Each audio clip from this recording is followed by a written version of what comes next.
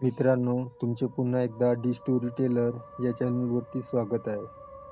आजच्या आपल्या कथेचे नाव आहे 4 रात्रींचा थरार. पण गोष्ट सुरू करण्या अगोदर मित्रांनो, जर तुम्ही चॅनलवरती नवीन असाल तर चॅनलला सबस्क्राईब करा व बेलच्या बटनला प्रेस करा. चला तर मग गोष्टीला सुरुवात करूया. असं म्हणतात की एखाद्या माणसाचा मृत्यू झाल्यानंतर त्या माणसाच्या पाप पुण्यानुसार त्याच्या आत्म्याला 3 मार्ग भेटतात. ते म्हणजे स्वर्गलोक, पितृलोक आणि नरकलोक. त्या व्यक्तीच्या कर्माच्या आधारे हे निश्चित केले जाते की त्या व्यक्तीच्या आत्म्याला कोणत्या मार्गावर पाठवले जाईल. जर त्या व्यक्तीच्या आत्म्याला पितृलोकात पाठवले तर त्या ठिकाणी त्या व्यक्तीला अन्न मिळत नाही.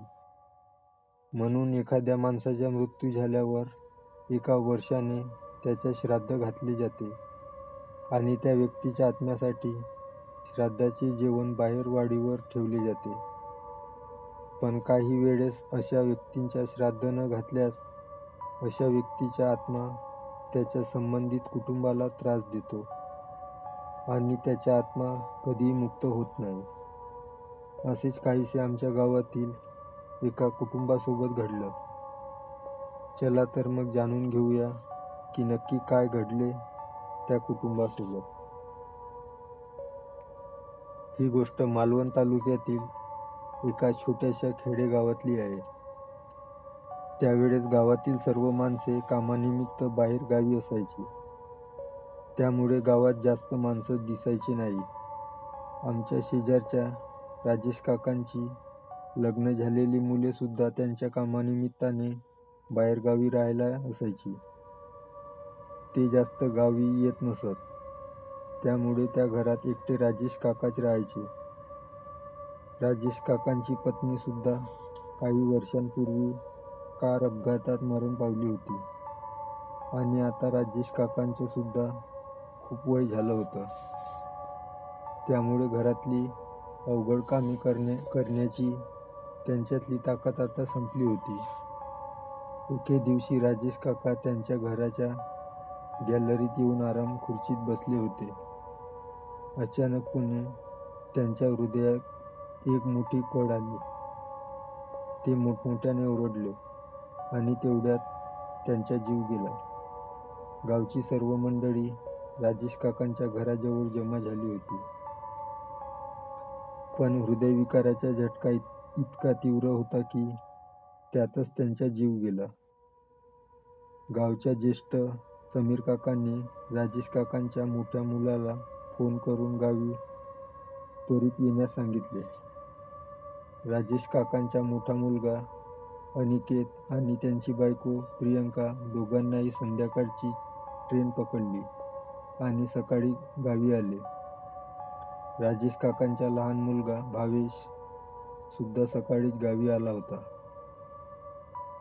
ते आल्यावर राजेश काकांवर अंत्यसंस्कार करून झाले आणि 12 दिवसांनी बारवे वगैरे घालून ते पुन्हा गावी निघून गेले. राजेश काकांच्या मृत्यूला आता 1 वर्ष पूर्ण होऊन गेले होते. पण अजून त्यांच्या मुलांनी त्यांचे श्राद्ध घातलेले नव्हते. राजेश काकांच्या मृत्यूला 1 वर्ष होऊन 3 महिने होऊन गेले होते. राजेश काका गेल्यावर त्यांच्या घराबाहेरची सर्व झाडे सुकून गेली होती. गावच्या लहान मुलांना त्यांच्या घराजवळ जायला सुद्धा भीती वाटायची. गावच्या लोकांना राजेश काकांच्या घराजवळून जाताना राजेश काका असल्याचे भास व्हायचे. रात्री तर गावच्या बऱ्याच लोकांनी राजेश काकांच्या आत्म्याला त्यांच्या घराच्या गेटजवळ उभे असलेले पाहिले होते. त्यामुळे गावातला कोणीही त्यांच्या घराजवळून जास्त जात नसे. अगदी शेजारचे सुद्धा त्यांच्या घराजवळ जायला घाबरायचे. आता राजेश काकांच्या मृत्यूला जवळजवळ 2 वर्षे पूर्ण व्हायला आली होती. त्यावेळी थंडीचे नुकतेच दिवस सुरू झाले होते. रात्री आमच्या घराच्या अंगणात शेकोटी पेटवायचा कार्यक्रम व्हायचा. त्यासाठी आजूबाजूच्या शेजारचे अभय काका, समीर काका आणि त्यांची 2 मुले आणि कल्याणी काकू, जान्हवी काकू, सुबोध असे सर्व आमच्या घराच्या अंगणात एकत्र जमायचे. त्यानंतर आमच्या शेकोटीभोवती बसून गप्पा रंगायच्या. त्या दिवशी सुद्धा आम्ही गप्पा मारत खूप उशिरापर्यंत होतो. रात्रीचे 10 वाजून गेले होते. अचानक आमच्यातल्या कल्याणी काकूंचे लक्ष शेजारच्या काकांच्या घराकडे गेले.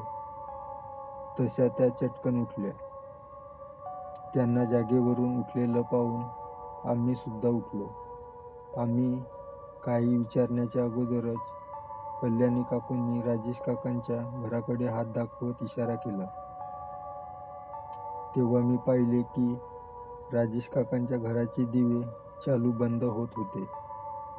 हे पाहून आम्हाला आधी वाटले की राजेश काकांचा मोठा मुलगा आला असेल, पण त्यांच्या दुसऱ्या दिवशी आम्हाला कळालं की राजेश काकांच्या घरी कुणीच नव्हते आले. त्या दिवशी सुद्धा आमच्या शेकोटी पेटवायचा कार्यक्रम सुरू होता. आम्ही त्या कालच्याच विषयावर बोलत होतो की इतक्यात राजेश काकांच्या घरातून मोठमोठ्याने किंचाळण्याच्या, रडण्याच्या आवाज येऊ लागले. ते आवाज फार विचित्र आणि भीतीदायक होते. ते आवाज ऐकून आम्ही त्या रात्री फारच घाबरून गेलो होतो. शेवटी आमच्या शेकोटीचा कार्यक्रम तिथेच थांबवला आणि आपापल्या घरी झोपायला गेलो. ते आवाज नक्की कुणाचे होते ते पाहण्यासाठी म्हणून आम्ही दुसऱ्या दिवशी राजेश काकांच्या घरी जायचे ठरवले. समीर काकांकडे राजेश काकांच्या घराची आणखी एक चावी होती. समीर काकांनी दरवाजाला असलेला कुलूप उघडला आणि दरवाजा उघडून आम्ही सर्व आत प्रवेश केला. तेव्हा तिथे कोणीच नव्हते. घरात सर्वत्र कोडीचे जाळे लागलेले होते. आम्ही सर्वच विचारात पडलो होतो. ते आवाज नक्की कुणाचे होते तेच कळत नव्हतं. त्या दिवशी सुद्धा आमच्या शेकोटी पेटवायचा कार्यक्रम होता. त्या दिवशी आम्ही गप्पा मारण्याऐवजी काल रात्रीच्या विचारातच गढून गेलो होतो. इतक्यात संपूर्ण गावाची लाईट गेली. संपूर्ण गाव अंधारात सापडलेलं होतं. आम्ही सर्व अंगणात पडलेल्या चांदण्याच्या प्रकाशात उभे होतो. राजेश काकांचे घर अंधारामुळे अधिकच भयान दिसत होते. त्या घराकडे पाहिल्यावर सुद्धा भीतीने अंगावर शहारे येत होते. त्या दिवशी बाहेर गारठाही खूप पडला होता. थंडीमुळे दातांवर आपटू लागले होते. तरी सुद्धा आम्ही अंगणात उभे होतो. अचानक राजेश काकांच्या घराच्या लाईट लागला. आम्हाला वाटले की अख्ख्या गावाची लाईट आली असेल, पण गावात इतर कुणाच्याही घरी लाईट आला नव्हता. मुळात लाईटच आली नव्हती. संपूर्ण गाव अंधारात सापडलेले असताना फक्त राजेश काकांच्या घरी लाईट कसा आला हे पाहण्यासाठी म्हणून आम्ही त्या घराच्या दिशेने जायला लागलो. इतक्यात राजेश काकांच्या घराचे दिवे चालू बंद व्हायला लागले. तरी सुद्धा आम्ही गेट जवळ गेलो, पण गेट उघडणार तेवढ्यात घराची दारे, खिडक्या मोठमोठ्याने उघडझाप करू लागल्या. आम्ही खूप घाबरलो. अचानकपणे मोठमोठ्याने विचित्र आवाजात रडण्याचे आवाज येऊ लागला. हा संपूर्ण थरार पाहण्यासाठी संपूर्ण गावच राजेश काकांच्या घराजवळ येऊन गोळा झाले होते. संपूर्ण गावकरी लोक सुद्धा ज्या प्रकाराने घाबरून गेले होते. त्या दिवसापासून रोज रात्री राजेश काकांच्या घरातून मोठमोठ्याने विचित्र आवाजात रडण्याचा आवाज यायला सुरुवात झाली. या सर्व प्रकारामुळे रात्र झाल्यावर गावातले लोक घराबाहेर पडायला सुद्धा घाबरू लागले होते. जे लोक रात्री उशिरापर्यंत घरात यायचे त्यांना रोज राजेश काकांचं भूत दिसायचं. एकदा गावातल्या मैपत आजोबांनी या बाबतीत गावच्या ब्राह्मणाला जाऊन भेटण्याचा सल्ला दिला. मैपत आजोबांनी दिलेल्या सल्ल्यानुसार गावचे ज्येष्ठ समीर काका आणि अभय काका दोघेही गावच्या ब्राह्मणाकडे जाऊन त्यांना या सर्व प्रकारांबद्दल सांगितले. तेव्हा गावच्या ब्राह्मणाने त्यांना सांगितले की राजेश काकांच्या आत्म्याला अजूनही शांती मिळालेली नाही. त्यांना शांती तेव्हाच मिळेल जेव्हा त्यांचे श्राद्ध घातलं जाईल. यासाठी सर्व गावकऱ्यांनी एकत्र येऊन राजेश काकांचे श्राद्ध घालायचे ठरवलं. त्यासाठी त्यांनी राजेश काकांच्या दोन्ही मुलांना गावात बोलवून घेतले आणि त्यांच्या हातून राजेश काकांचे श्राद्ध घातलं. श्राद्धासाठीच बाहेर वाडीवर ठेवलेलं जेवण कावळ्याने खाल्ले. त्या दिवशी राजेश काकांच्या आत्म्याला खरी शांती मिळाली.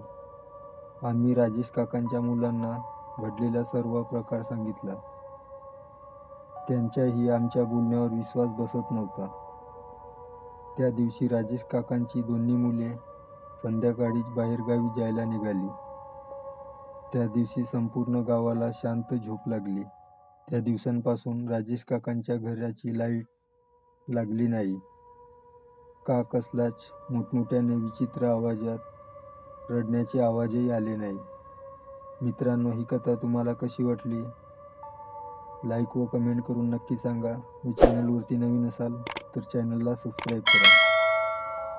भेटूया अशाच एका नवीन कथेसोबत.